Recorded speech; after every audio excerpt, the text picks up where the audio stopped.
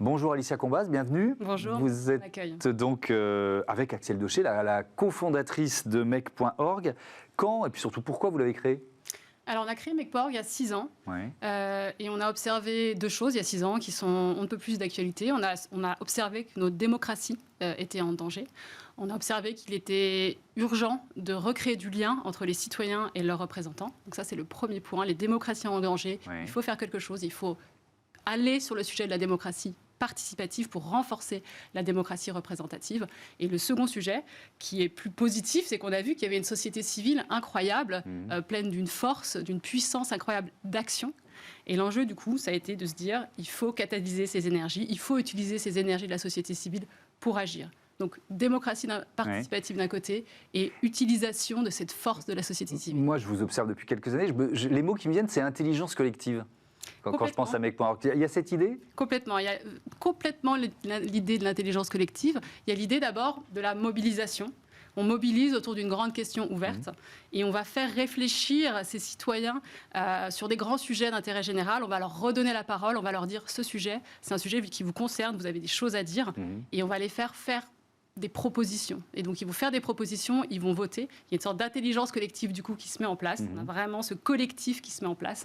Ressortent de toutes ces propositions, pas une liste d'idées dont on ne sait que faire. Ce qui ressort de ça, c'est un agenda citoyen. C'est le top des priorités de ces citoyens sur lequel on peut agir. Et quand vous avez 500 000, 1 million, 2 millions de personnes qui se sont exprimées sur un sujet, qui ont dit, sur ce sujet-là, on est d'accord, qui se sont rassemblés, ensuite, la mise en action, elle est facilitée. Oui, évidemment. Quelques chiffres, 7 600 000 participants et participantes, plus de 230 000 propositions déposées, 916 associations et entreprises engagées. On peut prendre un exemple pour bien comprendre comment ça marche. C'est la cause « Une chance pour chaque jeune ». Ça avait été lancé en avril 2018, je crois.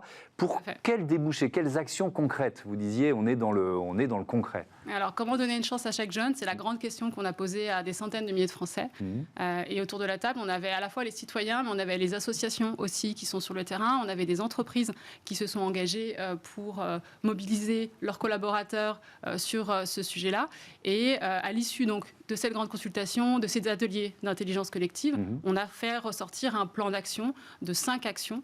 Je peux vous en citer plusieurs qui touchent notamment au décrochage scolaire. Chaque année en France, il y a à peu près 100 000 jeunes qui sont en décrochage scolaire. Nous, on a créé une action qui va aller chercher des dizaines de milliers de décrocheurs scolaires chaque année sur les réseaux sociaux et on va les ramener vers l'école de la deuxième chance pour tenter de les raccrocher au système scolaire. On a une autre action qui touche au jumelage. On fait en sorte de jumeler des enfants qui sont dans des milieux, des territoires différents. Et cette action, d'ailleurs, elle fait des petits, parce qu'il y a quelques jours, on a lancé jumelage intergénérationnel. Et c'est un jumelage entre des écoles et des EHPAD. Est-ce que ce qui a été mis en place par le gouvernement, le plan Un jeune, une solution, est-ce que finalement, ça s'inspire, ou en tout cas, il y a eu cet aiguillon de Make.org pour arriver à ça ? Alors, en partie, alors on va pas tirer la couverture. Mais en tout cas, ce qui est intéressant, c'est de voir le lien que l'on a, nous, avec les institutions. Nous, le point de départ, c'est de dire on va avancer avec la société civile. C'est un plan d'action de la société civile. Il s'avère que quand, une nouvelle fois, je vous dis, vous avez 5 000, 200 000, 300 000 personnes qui se rassemblent, quand vous avez des entreprises, quand vous avez des associations de terrain qui avancent tous ensemble, forcément, les pouvoirs publics observent et se disent en quelle mesure je peux donner un coup de main, dans quelle mesure je peux m'en inspirer, dans quelle mesure on ne peut pas travailler ensemble. Et nous, c'est ce qu'on propose. On est catalyseurs de toutes ces énergies. Oui, vous venez de boucler une grande consultation pour la présidentielle, Ma France 2022, plus d'1 million de participants. Alors, vous en révélez les résultats dans quelques jours, mais c'est quoi l'idée ? Vous voulez peser sur cette présidentielle ? Je vous pose la question parce qu'on avait le sentiment que la campagne démarrait difficilement. La guerre en Ukraine, forcément, ça fait passer les enjeux de la présidentielle au second plan, on comprend bien pourquoi. Mais il reste un mois, c'est majeur, quoi. Donc l'ambition, c'est ça, c'est de faire émerger des thèmes forts. C'est de remettre la parole citoyenne au cœur du débat public. C'est de montrer à quel point Oui, les Français, ils ont une défiance envers nos démocraties. Oui, il y a une crise de confiance entre les Français et les élus.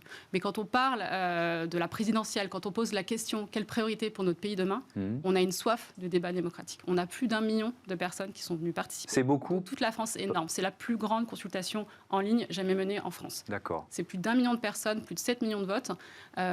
C'est une richesse incroyable. Et l'objet, c'est de faire émerger cette voix des citoyens, cette parole citoyenne, et que les candidats et les candidates, les 12 candidats et candidates, répondent à ces priorités citoyennes. Donc on change le débat. Ce n'est pas le candidat qui va présenter son programme et le défendre, c'est le citoyen fort de millions de votes et des autres citoyens qui ont valorisé cet agenda, qui va dire voilà ma priorité, monsieur, madame, comment vous répondez à cette priorité? C'est quoi l'action que vous mettez en place? Il y a des thèmes forts. On parle énormément de pouvoir d'achat depuis quelques semaines.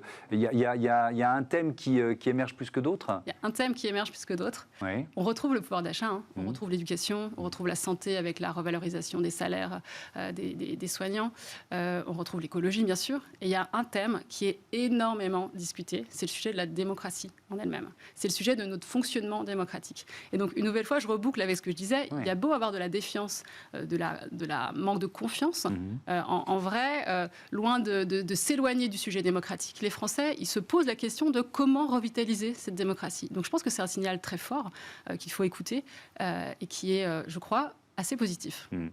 Vous avez construit une méthode, en fait. De quoi s'agit-il? Parce qu'on va parler de cette méthode que vous proposez aux entreprises dans un instant et aux organisations. De quoi s'agit-il?